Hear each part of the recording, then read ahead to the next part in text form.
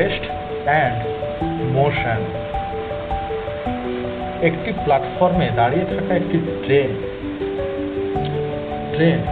ট্রেনটি একটি স্থিতি অবস্থায় রয়েছে, তার লক্ষ্যে গতিশীল হলে প্ল্যাটফর্মে দাঁড়িয়ে থাকা ব্যক্তি বা বস্তু ট্রেনটি যে দেখছে সে গতিশীল, এবং ট্রেনের মধ্যে থাকা ব্যক্তি প্ল্যাটফর্মে দাঁড়িয়ে থাকা ব্যক্তিকে দেখছে সে গতিশীল।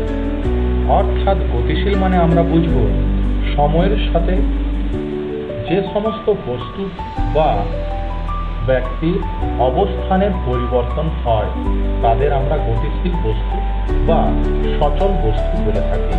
ট্রেনের মধ্যে থাকা ব্যক্তি যখন সে নিজে অন্য কোনো ট্রেনে থাকা ব্যক্তিকে দেখছে তখন সে দেখছে আমি স্থির। অর্থাৎ সময়ের সাথে যে সমস্ত বস্তু বা ব্যক্তি অবস্থানের কোনো পরিবর্তন হয় না সেই বস্তুকে স্থির বস্তু বা অচল বস্তু বলে।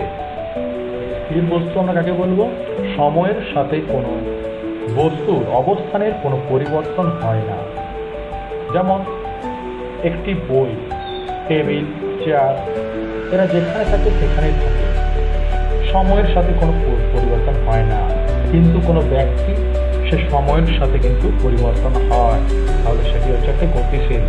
একটি পাখি সময়ের সাথে যেমন গতিশীল, নদী সময়ের সাথে যেমন গতিশীল, তাহলে সেই সব বস্তুকে আমরা বলবো গতিশীল বস্তু।